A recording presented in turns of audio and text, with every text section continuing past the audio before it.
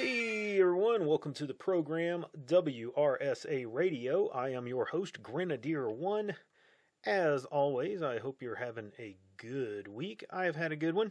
Out here spreading my dubious credibility all over YouTube. Yes, that's right, dear viewer and listener. According to one Gab commenter, I have dubious credibility. I assume it's because he and I do not hold 100% alignment and agreement on every single aspect of humanity.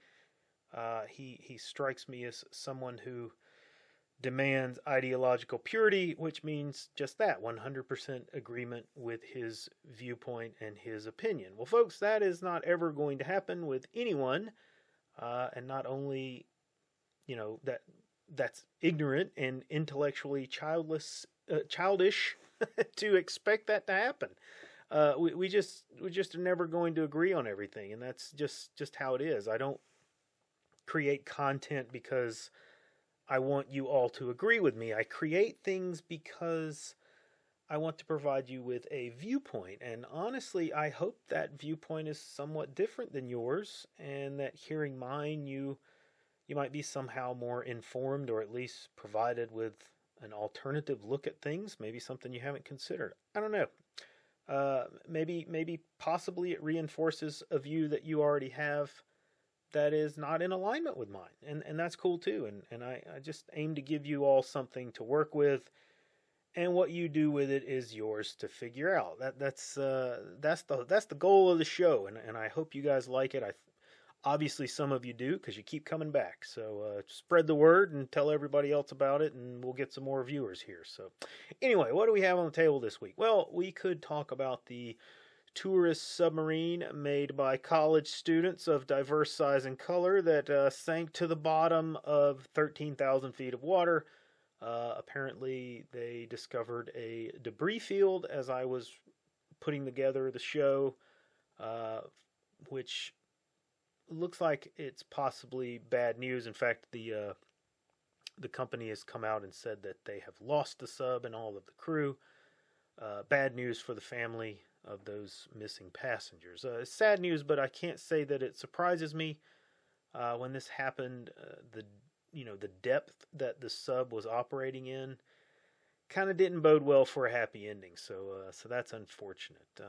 What else we got? Well, we have the John Durham Report to Congress this week on his investigation, which proved what we all knew to be true already, that being that the FBI used false and uncredible, not incredible, uncredible or discredited sources to contrive and justify an illegal investigation into candidate and then President Donald Trump. Nothing, of course, will happen because of this, because Congress has no real power and they can't do anything to exercise actual oversight of the FBI. Now, that's a whole long topic for discussion, but I don't really want to get into that because I think it's just rearranging the deck chairs on the Titanic, which is ironically what the SS Girl Power sub was diving to 13,000 feet of water to go look at, and it all turns out in the same in the end anyway. So the main topic that I wanted to get into this week is really something more serious and forward-thinking, I guess. This one is going to be square in the middle of my dubious credibility because it involves me making some guesses and opinions about the future, and I may or may not be correct about this, and I'm an amateur here. My analysis does not have all the facts in question, okay? I'm making, keep that in mind. This is my outlook on things. I'm making an examination or an analysis based off of the information that I have in front of me. This week we have seen the so-called Ukrainian counteroffensive come to a grinding halt on the fortified positions of the Russians, with heavy losses in both men and material. They have made some small gains. I will give them that. They have gained some ground. They've taken some territory, at least, on the map. They'll likely consolidate over the next week or so if the Russians don't take that territory back. But it was announced yesterday that for the next week or so, the offensive would conduct a pause. It was going slower than expected, and you would likely not see any progress over the next week. They're likely reevaluating the choices that they have made and how absolutely mind-numbingly stupid the operational plan for this was, but from the very beginning. Now, judging by the photos and videos that have come from the front, this plan seemed to be, and again, I want to reiterate that I've only seen video and pictures of the results. So it's somewhat of a Monday morning quarterback situation. It's 2020 in hindsight, but I do think we got plenty of sea room to operate in, even with that being said. So judging just by the outcome, the plan seemed to be that the Ukrainian forces would drive right out into the open with little to no effort made to conceal their movements or their intent. I think that's what we saw here. They would attempt to clear a lane through minefields, across open pastures, at positions that they believed to be weakened, with a couple of diversionary attacks taking place, to kind of shape this operation. But the position that they aimed at turned out to have plenty of small Russian teams with anti-tank missiles, as well as access to artillery and coordination with Russian attack helicopters. As more information has come out over this last week, it kind of provides a little texture and some context to this whole thing. They were able to call Russian aviation. So you've got Russian air helicopters pushed that close up to the front, delivering ordnance on these tanks, as well as artillery and drone strikes. So, as can be deduced, and what you've likely seen already, this resulted in complete destruction of this attack and disruption of it as well, which included NATO-provided armor. And that's the big point here that made this such a critical event. This was the first time that the Ukrainians had used Western tanks and APCs to this kind of level to conduct, an operation, this kind of attack. Now, though anyone who has been paying attention to the war for a very long time, it still was not a surprise. This was par for the course for the Ukis, and really to some extent the Russians as well. They kind of acted like the Russians have been acting. So with that said, I wanted to dive into lessons learned, at least what we can learn from what we know, because, again, we've got to put some caveats onto this first. Much has been made about this failure, of this attack and the Western systems, the Western armor in the blogosphere. It was touted as just proof positive of Russian weapons superiority and how fake and gay NATO armor is and so forth. It was kind of an armchair beatdown. Now, I don't happen to hold that opinion, so I want to spell this out before I go on. I don't think this really means anything close to what the Russia bros want to believe and what they want to push. And I don't fault the people who are cheering the Russians on. I don't particularly want the Ukrainians to win this fight either. As I've made clear over many episodes of this, I don't support what the Ukrainians government supports or who supports them. So I'm not rooting for Putin. I'm rooting against the global American empire, as the meme goes. But anyway, there's a problem with this, with any kind of analysis when you overestimate. In this case, it appears to me to be an overestimation of all aspects of the conflict. There's an overestimation of Western armor and weapon systems to some extent. People thinking that they're wonder weapons and they're not. More importantly, there's an overestimation of the Ukrainian ability. And I think that's the critical one. And what that leads to is kind of an overestimation of Russian abilities as well, and Russian armor and weapon systems. People see the Ukrainians performing bad with this NATO equipment, and they automatically assume it's because the Russians are better and the Russian weapons are better. That's not really necessarily the case. I believe that everybody needs to kind of get off the hype train and kind of dial down the hysterics a little bit, about 5 or 6 notches. the this outlook is kind of coloring all the waters, and it makes analysis really far more difficult than it already is. But the danger here is that the wrong takeaways will kind of come out of this from this muddy and obscured view. In the case of this conflict, I think it's kind of a combination of things here. I believe that there are new threats on the battlefield that were not anticipated when these weapon systems were first designed and built.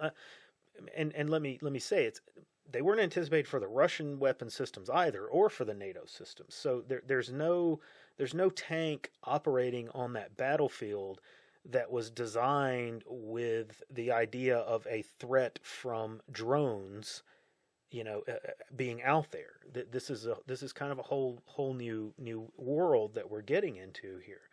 But what I want to kind of stress is I think the most significant factor here is the Ukrainians themselves, and this is kind of a multi-part factor here. So follow me for a few minutes. So first off, the Ukrainian leadership.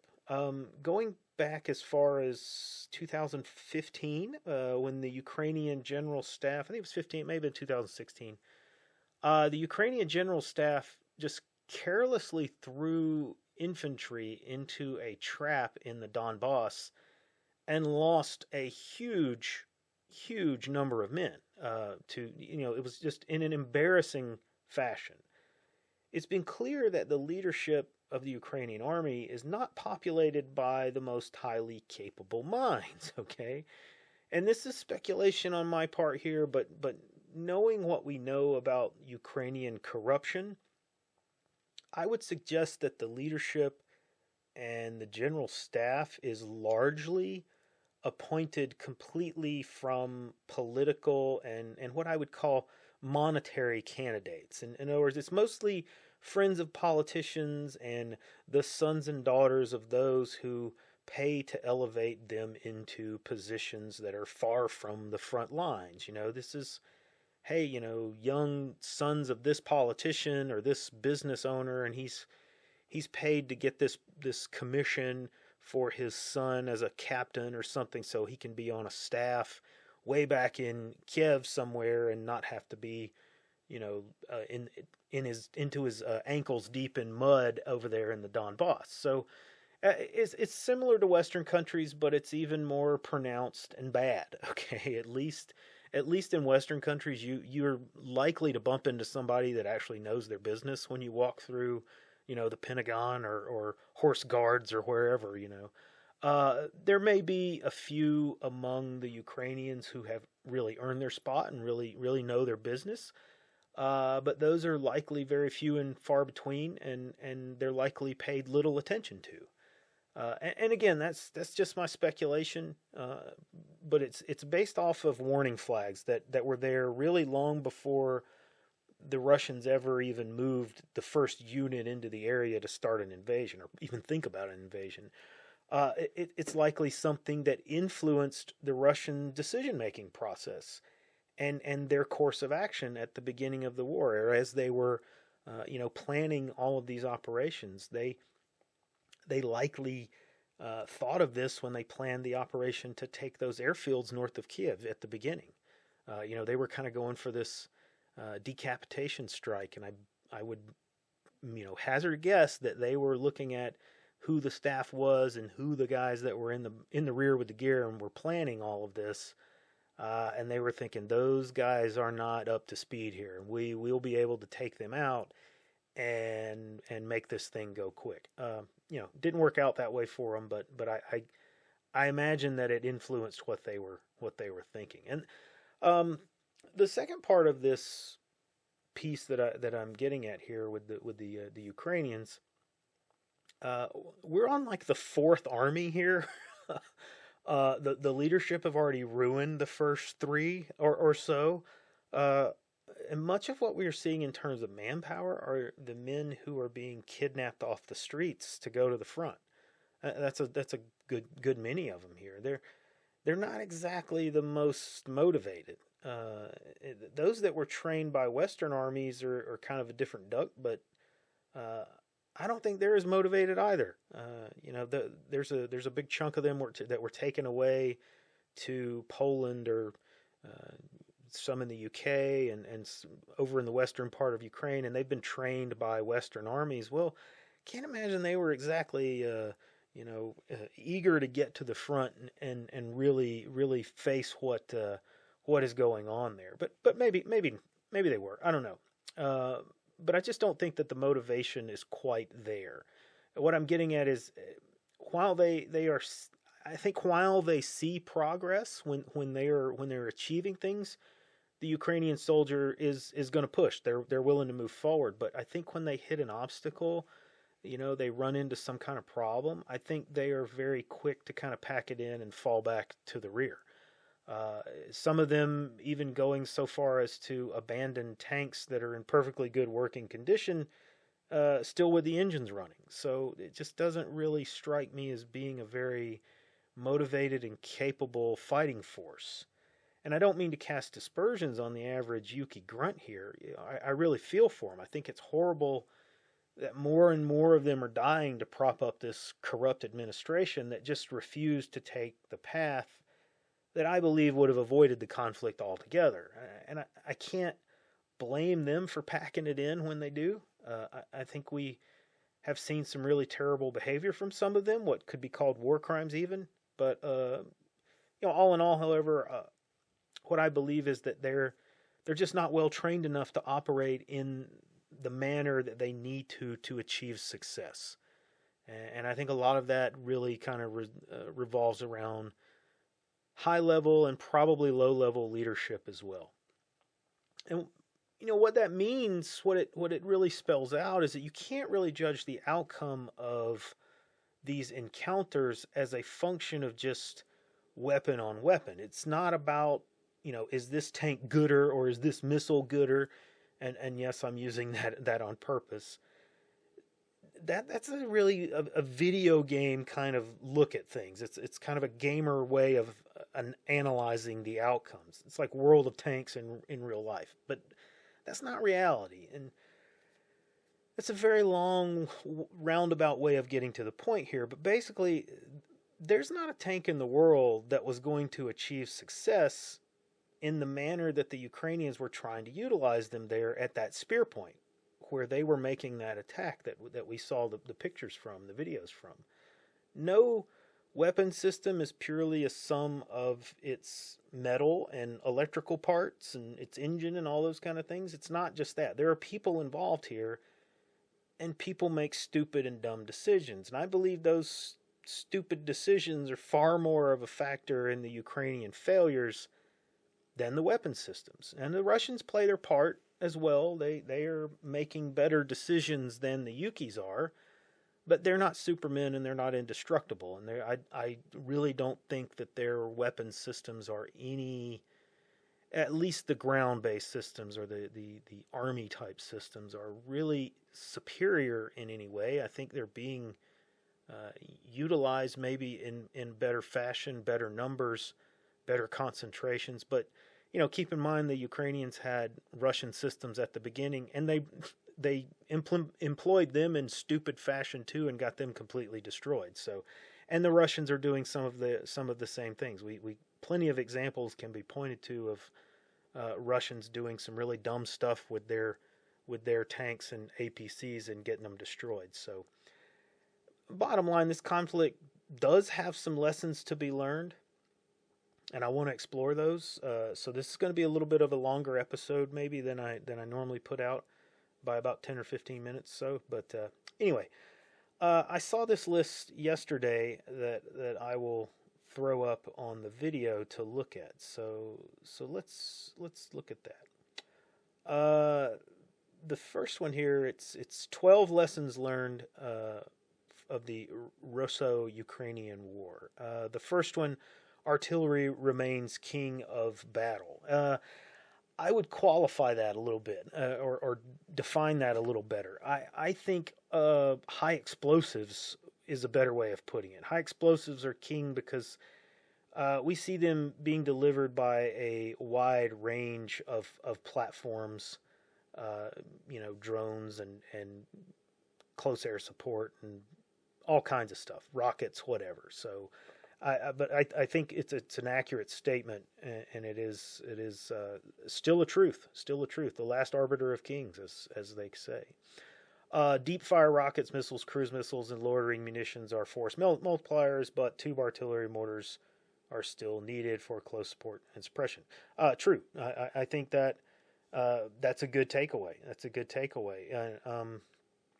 4, counter battery fire arrives sooner, so artillery must be able to shoot and scoot. Yes, very much.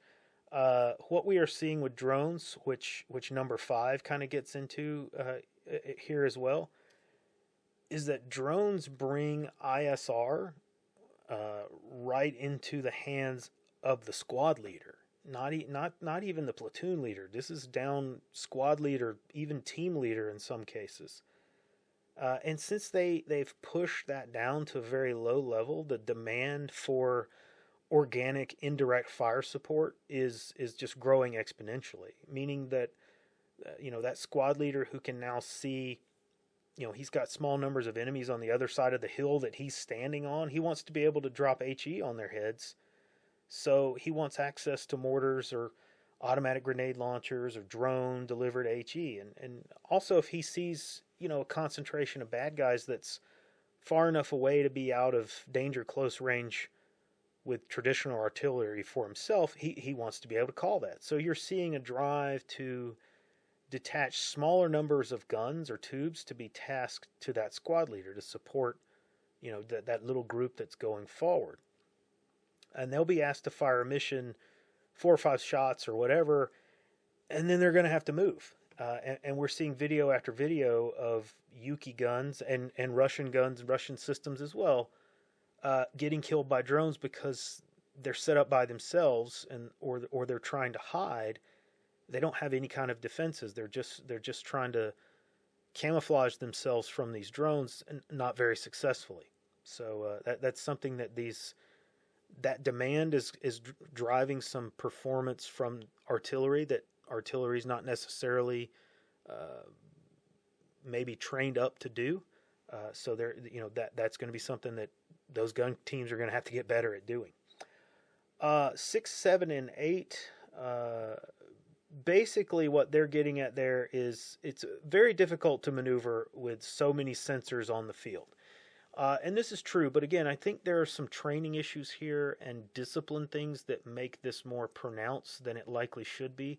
If you watch the videos, you see the footage, you see a lot of movement on roads or high-speed avenues of approach, obvious axis of movement, places that you would traditionally, or at least in everything I've read and training that I've been in, all the guys tell me, the professionals, don't move on those trails. Don't move on those roads. That's where the bad guys are going to watch, because they're going to expect you to get lazy and try to take those, and then they're going to kill you.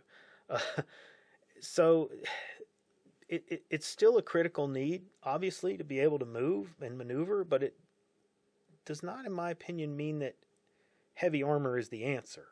I don't discount the need for heavy armor. I think the demise of the tank is not upon us yet, but I just believe that maybe an opposite direction is really something that could be utilized to kind of free up your heavier forces. I think smaller and more mobile units are the answer. What that means is lighter and less armor. So they're faster, they're more maneuverable, able to get off the road and get off of that trail, basically. We're seeing success from both of these armies when they're utilizing small teams of 4 to 6 men who are mounted on things like motorcycles or side-by-sides, the UTVs, even some civilian 4x4 pickups. They move more quietly and more concealed, and they can get into positions that allow them to kind of strike very quickly or react very quickly and then move away just as fast. And so I think smaller and more mobile is the answer here. Number 9, fully networked C4I systems. Yes. as I said, access to information at lower levels kind of, it improves situational awareness and it helps decision making. But it's a two-edged sword. There's a danger here, and I've seen evidence of this. I've watched videos. I've watched Ukrainian civilian news groups who go in to kind of interview these local commanders, and they give away some things maybe inadvertently, but a red flag anyway for me. Someone who's sitting in a bunker a mile away from the fight is watching a drone feed, and they're trying to give orders and direct their guys who are right there in the camera like a video game. That is not how this should be used. That is someone top down trying to control and micromanage his guys, and that is not a recipe for success.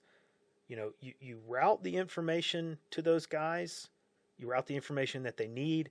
You help them process it and figure out what is most critical there, and then you let them make the decisions and act on what they see, because you've got one perspective of it from that drone camera. You don't have the perspective on the ground that they have.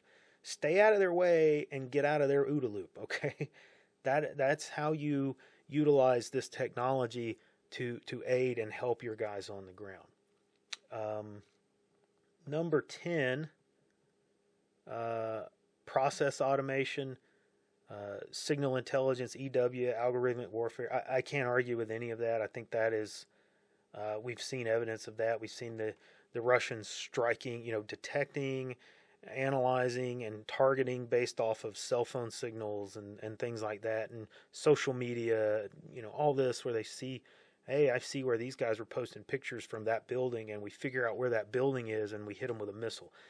That kind of stuff is a huge game changer for what we've seen in warfare to this point. So can't argue with that at all. Number 11, yes, 100% reliance on technology as a wonder weapon is not a plan for success. As I've said, it all comes down to your people. In the end, you could give the Yukis the greatest armor in the world, and some people are arguing that they have that right now, and they will drive them straight off into a minefield and a missile ambush and get them wrecked. That's what we've seen. Number 12, logistics. It's always logistics, and it always will be logistics. There's no need to have a discussion there about that. If you can't supply your people, then you don't have people. That's really what it amounts to. Your people have to eat and sleep, and they have to get medical care and get new gear and get ammunition, and their vehicles have to get repaired and get fuel and oil and all the good stuff. You got to have all those things. If you can't do that, if you can't move it effectively, you're not gonna make it. I think oddly enough, we've seen the effects of that most prevalently on the Russian side when we heard of these problems that Wagner was having getting ammunition and getting the supplies that they needed to push their offensive around Bakhmut. There's people that argued that was blown out of proportion. Maybe it was. I don't know, but just from looking at it again, you see the progress, you see what they did and how slowly it kind of moved. And they did have success, but you kind of have to wonder how much of that was tempered by a lack of logistical support from the traditional, Russian system. I don't know. That may be the whole thing with them being a private entity versus the Russian military. I don't know.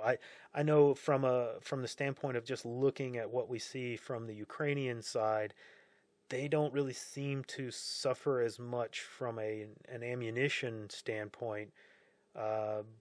You do see a lot of request for drones and a request for other kinds of personal gear and things like that come out of a lot of the social media type posts. So you kind of have to wonder if the government can push ammunition to them, but maybe they just don't have the other material to push to them that they need. So they've suffered a little bit on that front as well. So anyway, there are a lot of lessons here to chew on. So I want to give you all,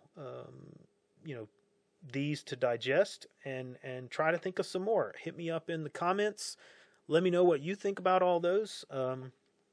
For me, the lessons point to the future a little bit, and I think it can be summed up by the following. I think number one, small teams, 4 to 6 men. Number two, highly mobile, so they can stay off roads and obvious tracks, but still move very quickly. Number three, they're connected with technology, but low radiation, meaning they have data, they have access to data, but they're not the ones that are sending signals out. Okay, they're maybe receiving signals, receiving information. It's all download, but not upload. Number four, being flexible to threats, meaning they can respond to a variety of targets or variety of problems. Armor, drone, infantry, they've got to have that kind of capability. And number five is not being terrain focused. They're not seeking to assault and take positions. That's going to be left to some other units. They will seek, identify, and counter enemy movements and enemy concentration. So basically, these units will be a return to what you might have traditionally seen as cavalry units, like hussars, or maybe the old ancient, horse archers. Those have been kind of consigned to a recce role for decades, really, for a very, very long time. But with these new technologies and these capabilities, I think the necessity of dispersing your forces across wider areas to get them into smaller groups so that they're not hit by all of these things means that you've got to be able to adapt to this new environment and modify your structure to kind of reflect that. So I think more traditional forces are still needed, but they will be protected and maybe preceded in an advance or an attack by just a flurry of much larger number of these mobile hussar type units. Anyway, that's some of my thoughts on this whole thing, and just kind of taking a step back from the daily grind and looking at it through the lens of an amateur analyst. Tell me what you think. Like I said, give me some comments in the comments section. Let me know what your takeaways are from all this. Anyway, that's all I got time for today. Come see us over on Gab and the Mothership, and I will see you on the next episode.